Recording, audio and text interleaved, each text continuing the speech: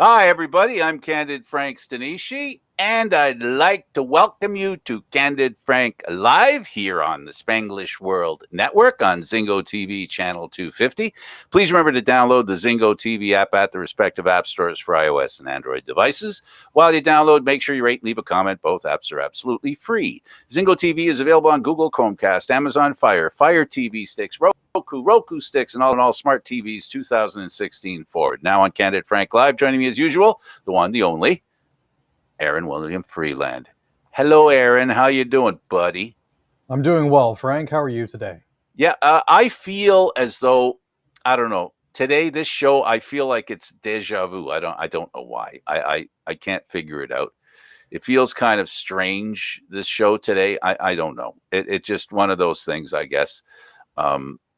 Yeah, it's an odd, peculiar feeling I have, but let's give it as best shot as we can. I know you're going to do a great job, but you might be carrying me this time. So, I feel like I'm behind a little bit. All right, Canadian Football League, the Winnipeg Blue Bombers receiver Kenny Lawler suspended after a DUI. That's, boy, under the influence. Never anything you really want to see, but he told them that he'd been arrested for drunk driving and will be missing Friday's game when the Elks are in town to visit the Bombers. He was arrested for operating in a motoring vehicle while impaired early on Monday morning. The team said it's already reported the incident to the CFL head office and that Lawler has agreed to seek help for alcohol abuse.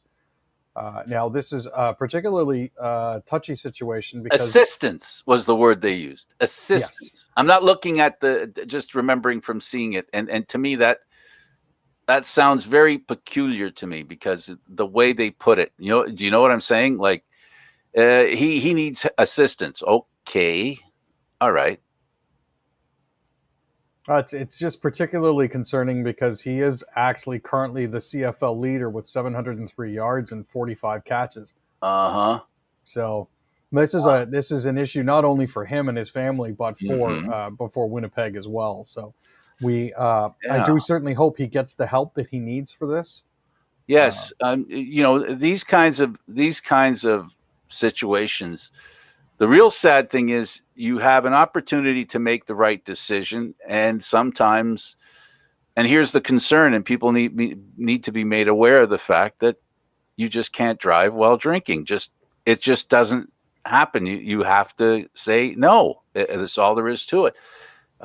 You make a decision like that, man, it can really get ugly and terrible, and people can be hurt very deeply. So please don't drink and drive, folks. It's coming around that time. Thanksgiving is coming, and then Christmas is coming, and those are 2 times of the year, and New Year's, for goodness sake. But, we're doing real better as a society. So, you're still going to have people who do it, and they will have to be accountable. And that's the sad thing about it, I guess. Peters, 1-game suspension from CFL adjusted to maximum fine after appeal hearing. So I guess he had something good to say. As compared to what was apparently said before, yes. They adjusted it actually to a maximum fine after his appeal. In keeping with league policy, the amount of the fine is not disclosed, but it's generally about half a player's game check. Now, it was apparently this occurred during an incident following the Lions' 45-13 win over Ottawa back on September 11th. In particular, his comments towards officers from doping control. So. Well, take care of things. Duke Williams is coming back to the CFL, and he's joining the Saskatchewan Roughriders, coming from the Buffalo Bills after 3 years. He was in Edmonton, and he was the most valuable player, 1,500 yards in one season receiving. This is a stud. And after losing to Winnipeg twice, I think Saskatchewan realizes they can read the tea leaves, right? Well, if certain things keep happening to you on a regular basis, you kind of need to address that. And they've got a few games left against them this season. So, definition of insanity. Right? Isn't it? Definitely. You got to change things up. Robin Leonard clarifies remarks on pill distribution after controversial Twitter thread. Ooh, this went this really has gone a little bit viral and concerning and congratulatory. All these different feelings have been expressed because of this. And of all the people that would be speaking about this sort of thing, Robin Leonard is sort of ideally placed, because for a lot of the teams that he's accusing of this sort of thing, he actually played with those teams, with the exception of Alan Vigneault, who he called a dinosaur with the Philadelphia Flyers. He did clarify that it wasn't Alain Vigneault himself who was acting as a distributor of the narcotics. He just didn't particularly treat some of his players who were very well, even though the team apparently did allegedly distribute stuff like Ambien and to their players. Absolutely. Staying on that subject, former NHL enforcer says he was given copious amounts of Toradol and Ambien. And so this would be Tom Sestito, who played for Vancouver and had a brief stint with the Toronto Marlies last year. At times, he said he was given insane amounts of Toradol, an anti-inflammatory and non-narcotic painkiller, and Ambien, which was used to treat insomnia, just because he got into a lot of fights and was a rather physical player. So bodies do tend to break down on occasion, but or get broken down. Exactly. And as it turns out, it followed closely on the heels of what Robin Leonard had to say, and I can only imagine that based on Leonard's previous experience and his well-publicized issues with alcohol and drugs and depression and bipolar disorder, he speaks from a position of a certain amount of authority and experience when it comes to this. But I was actually surprised to hear Sestito speak up. But I'm glad to see that Robin isn't fighting this fight alone. I'm looking at the lineups here that you sent me, the link for the Leafs and the Montreal Canadiens. So line 1, Ritchie, Matthews, Marner. Not a surprise, right? Looking a lot like the way it'll go in the season, right? Most likely, although it was Thornton on the first line last year. He's now with Florida, so obviously new guy. But Nick Ritchie's the guy that we've heard. The message has been, the memo's been sent out. Ilya Mikheyev with John Tavares and Nylander. This is another non-surprise. He asked for a trade. The Leafs said they really like him. And if they really like him, they're going to try and make him, at least give him an opportunity to prove that his displeasure is well based, right? Well, and put him on with the second line. I was going to say, this is an opportunity for Mikheyev to pump his own tires to get himself out of Toronto. So. Well, he could. Well, listen. If he plays well, it's good. No matter how this plays out, it's good, because if he increases his value to other teams, then that's value the Leafs can cash in on, right? But at the same time, if he plays well, scores, which is something that he has so much difficulty doing, I don't know if I know of a player that's had more chances wearing Maple Leaf and succeeded at such a low rate. So low a percentage of success with all the opportunity. Just in this preseason, he had a breakaway, and he basically shot it into the goalie's pads. Some guys just don't have the finish. That's the reality of it. Here's what drives me nuts. His shooting percentage is just around 2 to 2.5%. That is by accident. He should have lucked into another goal. Do you know what I mean? That's a low percentage for shooting from center ice. I don't get it. I've seen more goals go in from center ice. Maybe it's not nice to laugh, but it is kind of funny because it's ironic. I've read articles where they've compared him to Hyman, that, Hyman at first couldn't score, but, then you have Montreal last year, made it all the way to the Stanley Cup final. And they had a number one center that couldn't score a goal if it meant saving his life, right? But nobody said he was no good. He's not with the Canadiens now, but the point being that you can be an asset and not score, right? I mean, he offers so much: penalty killing, great defensive acumen. He has the ability and the desire to be committed to the 120-foot game. This guy's a good player, just that he can't seem to score. That and unfortunately, in today's National Hockey League, scoring is a requirement. It's one of those things that you kind of need to make sure that you do. Otherwise, you're going to be, in particular with this particular Leafs team, whose defensive core hasn't quite turned out the way that they thought it should. You have to be able to outscore your problems. Absolutely. And to me, these lines, and now Alexander Kerfoot, David Kampf, and Andre Cachet. Yeah. Cachet, this is a line I think they're going to have. I think we're looking at a forward right now. I'm looking at the forwards. I'm thinking this is their starting lineup. They're playing for real in this game. Oh yeah, no. The only thing that I'm worried about is the initials for the third line there, but that we can let slide. The initials for the third line? Look at the last names. KK. Oh, geez. Now we've got a fourth line of Spezza, Simmons, and Bunting, which I'm actually really enjoying the thought of. You've got the BSS veterans in BSS and Simmons. Yeah, is that any better? The BSS line. This again is going to be. I can see Michael Bunting thrown up to the second line and Ilya Mikheyev down. If Mikheyev doesn't do what he should do, he should make a contribution. However little it is, there has to be a contribution scoring wise. But Nylander and Tavares, I think Mikheyev will balance out Nylander's historic inability to back check. But you know what? Nylander taught me a lot in the playoffs last year. There was not a better Leaf in the playoffs against Montreal as the series wore on. No, he definitely proved himself, especially when it came to grit, determination, and dig. Yes, effort. That was an eye opener, I think, for a lot of people. Now, the defensive pairings are we've seen them before: Morgan Rielly, Brody, Muzzin, Hall, Sandin, Dermott. Now, there is a difference with Sandin Dermott because they took turns on the defensive pairing. Now they find themselves as the same defensive pairing. And I like Dermott. I think Dermott's about to become a really good defenseman. He has the ability to carry the puck. He pinches really well. He has some good speed, and he has a little sandpaper.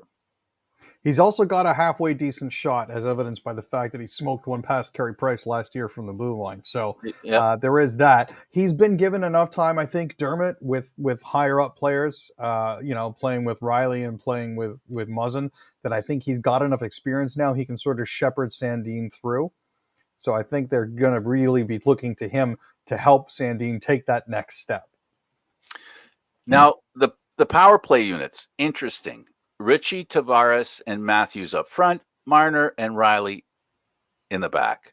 There was some talk that Marner would be the bumper player, right? But right now what this says he's left defense. That doesn't mean that people can't rotate. No, Marner's most likely going to be in his usual spot along the half boards with Rielly playing the rover role across the blue line. You're probably going to see Tavares in the bumper role out front with Matthews and Ritchie's looking to feed. That's not really a surprise. No. The second power play unit is a bit of a different complexion. It looks like they're shifting Nylander back to the half boards to the point, leaving him at the bumper, which leaves either Simmons or Kerfoot in front of the net and Spezza the digger in the corners. So we'll have to see how that goes. Sandin has proven that he's got a decent shot from the point.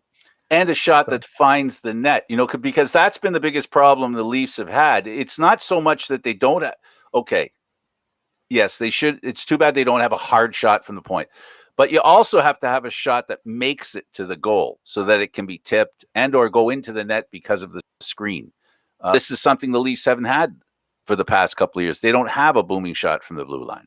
No, and the worst thing is, last couple of years we had Tyson Barrie trying to do that, and he was serving up nothing but shin pad specials the entire time. So, now that he's with the Oilers, it's not an issue for us anymore. Campbell and Mrazek are the goaltenders. And again, this is a lineup this is probably opening day, opening game lineup. Like Tyler Toffoli, Nick Suzuki, Cole Caulfield. Caulfield, I guess, is back. He was injured. Like this kid. And you know what? He's got the inside track on Rookie of the Year. No, he definitely does. At this point, Tyler Toffoli has been a pleasant, high-scoring surprise for them since he came over from the West Coast. I mean, looking at the second line, glad to see Druin back out there. Christian Dvorak is drawing in, as well as Josh Anderson, who was their other big get. Dvorak's the guy that I think he's going to be a big surprise to people. No, a lot of people I don't think are familiar with his work. So because he's played in the hinterland, right? So now it's prime time. We're going to see how good he is, and he was a teammate of Mitch Marner. Now, the other two lines that we're looking at here are Mia Evans Gallagher and Lakeinen Paquette Perreault. That's pretty much what they had last year as well. Matthew Perreault is new. Perreault is new. French Canadian, going to the Montreal Canadiens. Always a good thing. The fans like it. The organization likes it.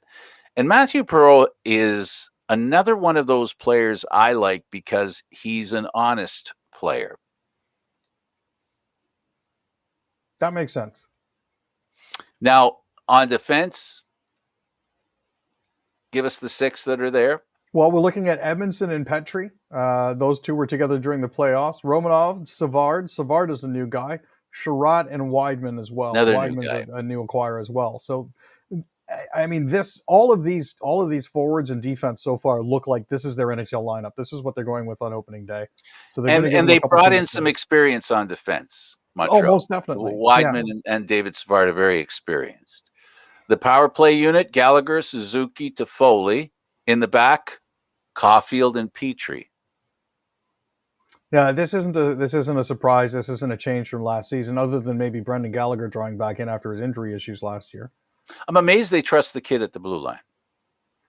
Well, I mean, again, you switch him down to the half boards where he's quick and he's mobile, and it's not as much of a concern.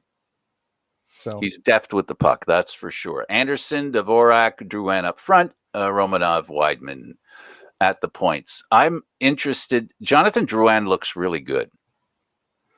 I think the time that he's had off and the time that he took off at the tail of the last year to address his insomnia and anxiety issues will do nothing but good for him. I'm hoping that he has the ability to shine, basically, when it comes to this sort of thing. But I'm glad that he's also taken the time to address some of his concerns. Two things. Mm-hmm. Good for him for letting people know that he has this issue and not being ashamed of it. And good for the organization for backing him up on it. Indeed.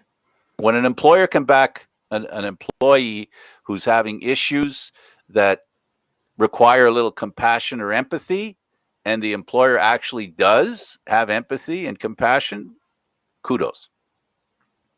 Most definitely. Jake Allen's. Oh, sorry, bud. Go ahead. No, go ahead. I was going to say Jake Allen's gonna carry the ball till Carey Price is definitely not injured. Wow, as far as we're aware, Carey Price is never injured. He's just feeling a little under the weather. So, Weber, Biron, and Hoffman. This Hoffman's a big pickup. As good as the Toffoli one was last year. I find it interesting that he's back on the East Coast right now, but all of the issues that he had in Ottawa seem to have worked themselves out. So hopefully he can return to his form when he was there. We'll have to see how that goes. As for Shea Weber, that's expected because of his surgery. I don't recall what happened to Byron. Apologies for that. Me either. No worries. Okay. I won't hold it against you because I'd have to hold it against myself. The Toronto Blue Jays, Marcus Semien thinks Blue Jays became the best team in baseball, just not good enough to play the wild card game. They really started to click down the stretch, according to him, and he's not necessarily wrong. They did become a more cohesive team. They did work together as a unit, but it was just a little too late for them to make the playoffs. Yeah, Yankees and the Red Sox played yesterday. I think it turned out the way most people expected.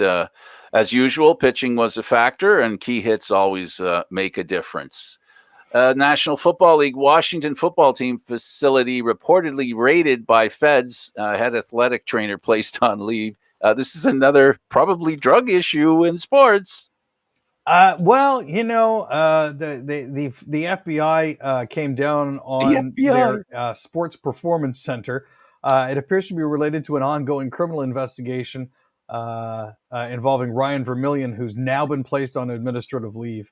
So we'll have to see how it shakes down. However, according to 106.7 The Fan, the investigation has been ongoing since at least training camp over the summer, and several people on the team have already been contacted by the feds about the investigation. So, the Raptors beat the 76ers 123-107. Aaron, are we impressed with the youthful group that the Raptors have put together? They're showing a lot of bounce. They're showing a lot of vim and vigor in this one. I tuned out. To my chagrin, I tuned out during the third quarter yesterday when it was 96-64 because I figured they had the game well in hand, and it turns out I wasn't necessarily wrong. It was a little bit closer than that, but with the Raptors up as much as they were at the tail end of the third, I figured it was safe to switch over to another sport. I have to say, we're at the point where hockey season and basketball season is starting. NFL is clearly on the way. Major League Baseball, the Fall Classic is on its way, and we'll be seeing a lot of great baseball. And of course, my goodness, the Canadian Football League is looking really good too. And like that Duke Williams thing, we'll start getting some of these players that come up that are real stars. It'll be a lot of fun. Let's get to the news and Canadian election news. Is this Canadian election news or U.S. election news? Recounts? What? Yeah. So Elections Canada has said that they're going to reopen the recount in Trois-Rivières. There actually have been 4 ridings where they've been demanding recounts. So, and it's where in two close elections, Trois-Rivières and Châteauguay-Lacolle, votes are going to be recounted today on Tuesday. Were recounted on Tuesday after the judges accepted demands for initial recount. They haven't been reported yet. In addition, Davenport in Toronto and Bras-Missisquoi in Quebec, the parties there are challenging the election results before the courts. Nice. Now, the BQ has called for a judicial recount in Bras-Missisquoi after losing the riding to the Liberals. Mm-hmm. And Radio-Canada reported that Marilou Allery said around 60 issues were raised, including the number of votes cast not corresponding to the actual number of voters. Wow. So crazy stuff. Crazy. O'Toole says Conservative caucus is united despite vote giving MPs power to oust him. Yeah, so this is one of those things where he's trying to make himself look better. So he's saying, yeah, you guys go ahead. You can vote for having a recount and a recall and a leadership review. I don't mind. I'm with you on that. So it's hard to say where they'll go from here. But even if they do vote for a leadership review, there's still 2 or 3 other processes that have to be gone through before they can remove him as leader. Ontario NDP leader Andrea Horwath is statistically curious that 2 Ford caucus members have medical exemptions. So, late Friday. Statistically curious. It seems odd that of all the people in caucus, there would be, 2 exemptions when they're supposed to be incredibly rare. I know one of them was a medical exemption for a pregnancy. The other individual has basically quit the caucus anyways. That would be Rick Nichols.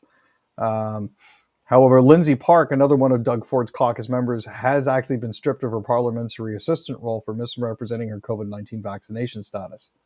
She is, however, staying in caucus with a freshly minted medical exemption, making her the second, along with Christina Midas. All right.